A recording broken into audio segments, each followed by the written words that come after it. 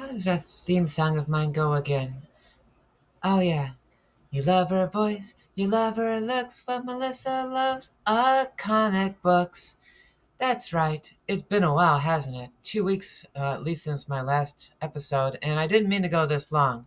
I know that my Patreons, and you know who you are, deserve better. So I'm going to try to get this next one out sooner than this one. Anyways, we're continuing our countdown to Superman. We're moving through 1938 and we're moving into February of 1938 in this episode. So let's get started. Picking up where we left off. Number 54. King Comics number 23. I last talked about the comic strip Mandrake the Magician way back in episode 13.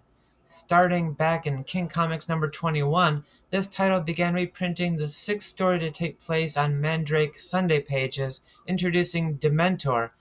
No, not Harry Potter's Dementors. Here, Dementor was a country in Europe ruled by the insane dictator Prince Paulo.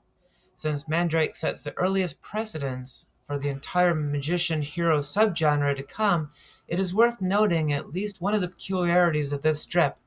Despite the fact that real magic is rare and most people can't wield it, people just seem to shrug it off when they see it. Here's an example of a border guard at the Dementore's border. I'm not sure how you would do that as an adjective, explaining that nothing green can come into Dementor because Prince Paulo hates the color green.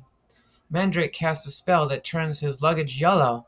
Now, we could pause and ask, who buys green luggage? But maybe that's a little too over-analytical even for me. My point here is that the guard, under normal circumstances, would freak out and go, "Whoa, what just happened? How did that just change color?" But that doesn't happen. Instead, he just shrugs and says, "Okay, I guess you can come in then." Now, I don't know if the comic strip ever consistently explained how Mandrake's magic works, but if most of his magic was actually hypnotic suggestion, then maybe that explains how quickly the guard is able to accept what's happening. And if that's the case, then that's worth remembering when we get to the later comic book magicians like Zanzibar and Zatara, where there's no subtle rationale for magic. Physical laws just routinely bend to their whims. Moving on. Number 53. Popular Comics number 26. When it comes to popular comics, I've talked already about Little Orphan Annie, Dick Tracy, Gasoline Alley, The Gumps, and Scribbly, but this time we're going to go much more obscure and we're going to talk about Streaky. Streaky is the nickname of a teenager who plays football and chases girls, and well, that's about as deep as this strip goes. It was created by Gus Edson, and his strips ran in the papers from 1933 to 1935, until he promptly abandoned this feature when he got a chance to take over the Gumps. The earliest reprint of Streaky in comic books didn't occur until the third issue of Popular Comics, when he only got a half page, and the last page by Gus was reprinted in issue number 17. After that, we get Streaky done by Gus's successor, Aloysius Byrne. Aloysius, shortened to Loy sometimes, and also sometimes going by Roy, had already been working in comic strips for 10 years when he got his big break to take over Streaky. By issue 26, Streaky's current adventure involves an icky scheme to get to know a girl by writing threatening letters to her and then offer to serve as her bodyguard from the imaginary threat, a scheme that goes awry when another boy stumbles upon the same trick. Streaky now gets a whopping 2 pages an issue, but the comic strip will be canceled in 1939 and disappear from comic books by 1940. Byrne will continue working in comic strips, but never find fame and fortune until dying really early at the age of 40. Number 52. Detective Comics number 12. Let's check in again on Bruce Nelson, who we last talked about in episode 43. In this issue, Bruce Nelson begins his second adventure, Murder in the Clouds. And we're treated to Tom Hickey's first splash page, following Joe Shuster's innovation on Slam Bradley. Bruce, and you may recall he didn't even have a first name yet when we first were introduced to him, but he does now, is reading about an airplane explosion when he gets a call from the airline asking if he'll investigate because he's interested in crime detection. Now, I don't know if that means that he's actually a private detective or if he's just got a reputation from his last adventure now. There certainly doesn't seem to be a police officer in any capacity or even have a job.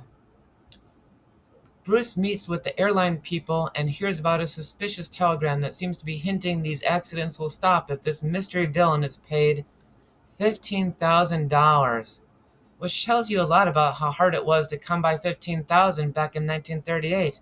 You can imagine the villain saying, "And now you will pay me $15,000."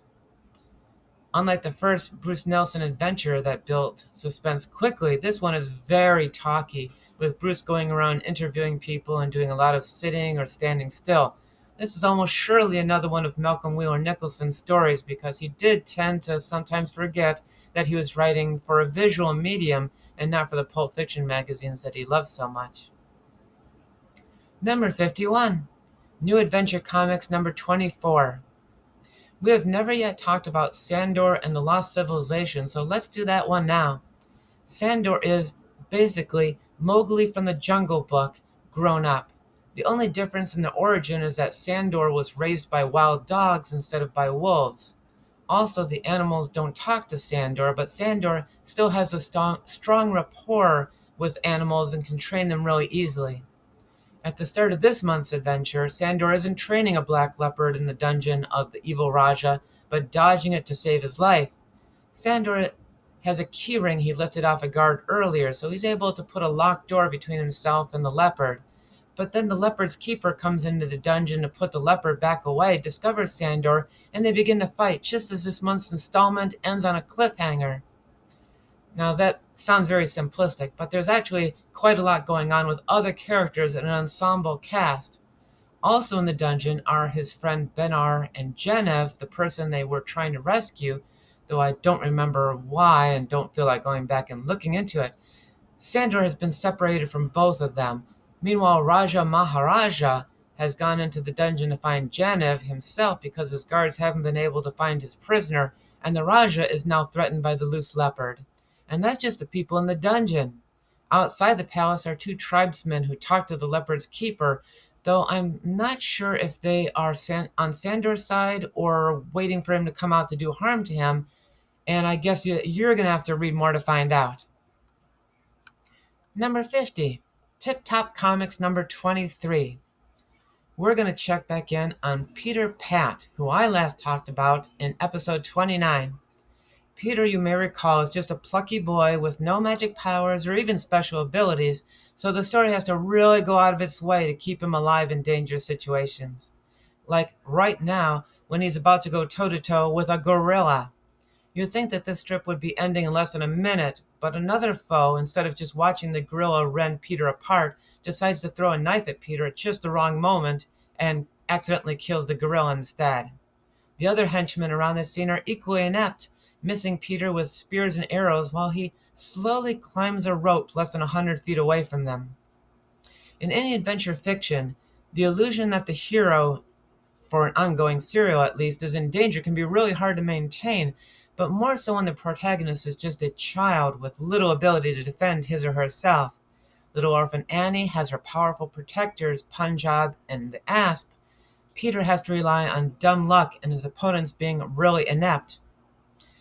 It is possible, though, that Peter was allowed to escape on purpose. Once outside, he runs into a man who claims to be a member of Empress Judy's secret guard.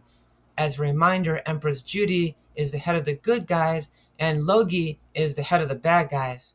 And this might have been set up on purpose to happen so that the guy would have Peter's trust and then could betray him at some point. But if that plan was real, then it was derailed as soon as Peter followed the man as he reported back to Logi's secret headquarters, which he did awfully soon after running into Peter.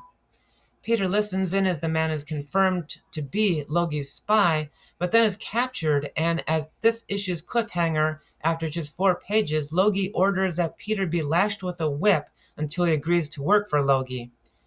Odds are something's going to save him because it's unlikely that a comic strip was ever published showing a young boy being tortured. Number 49. Feature Funnies number 6.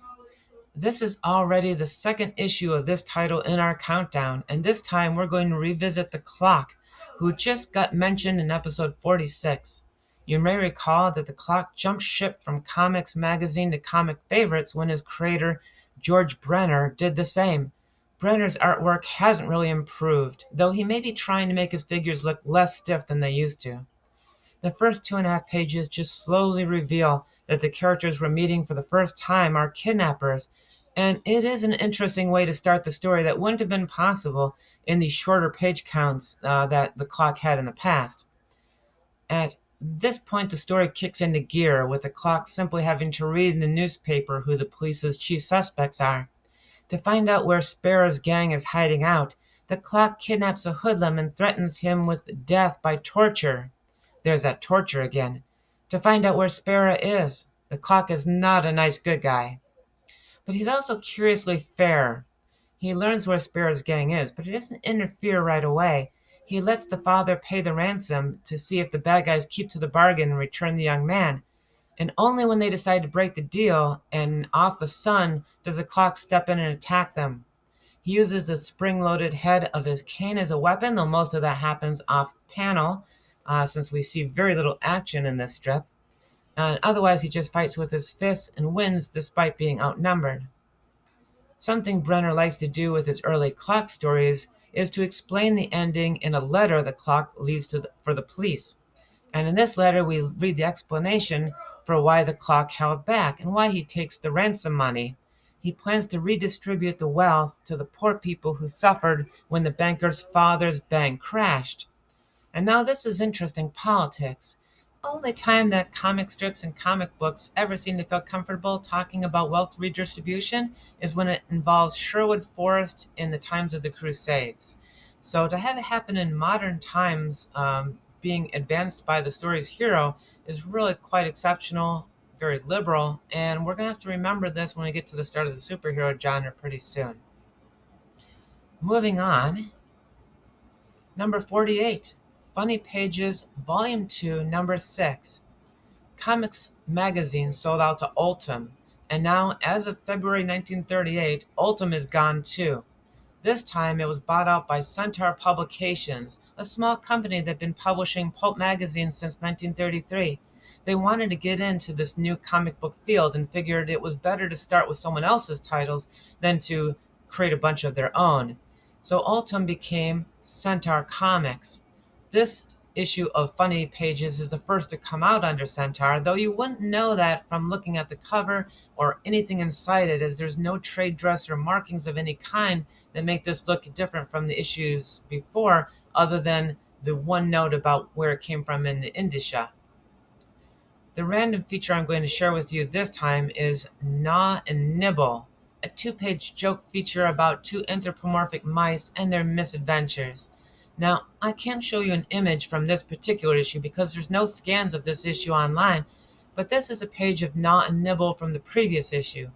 It's unknown who wrote and drew this feature, and the only thing I can really say about this that's interesting is that all the animals are stand-ins for people, so when a female goose walks by, it's not supposed to be weird that 2 mice are attracted to this goose and are trying to impress her for a date. Number 47, Star Comics number 10. This is the second comic book now to be released by Centaur Publications, Centaur Comics, and was printed at their expense, but like Funny Pages, the content is all contracted work from the Chesler studio still. There is an editorial page inside this comic book that talks about the 1 year that Star Comics has been around, and it's a sign perhaps of Chesler's autonomy that the editor makes no reference or hint about the title having changed hands twice. There's a good amount of hyperbole here as well, talking about how well sales have been on Star Comics, which doesn't seem terribly likely given how easily it's been sold off twice. This issue's random feature, spotlighted by me, is King Kole's Kourt. The Grand Comic Book Database website only has question marks under artist, but it looks like Fred Schwab's work to me. Schwab was a 21-year-old art student trained at the Art Students League of New York, and he was a prolific contributor to Chesler and will be for 1 more month before either being let go or just jumping ship. His style is very cartoony and distinct, though frankly unappealing to me. The most interesting thing I can say about this two-page feature is that it uses both word balloons and captions, the captions using rhyming text that say basically the same thing as the words in the balloons, but just a little bit fancier. And if you fancy those summaries and analysis, that's where we're going to wrap up for today's episode. So stay tuned because I'll be continuing the countdown to Superman next time. So follow me by liking and subscribing to this feature, and I hope to see you then. Bye for now.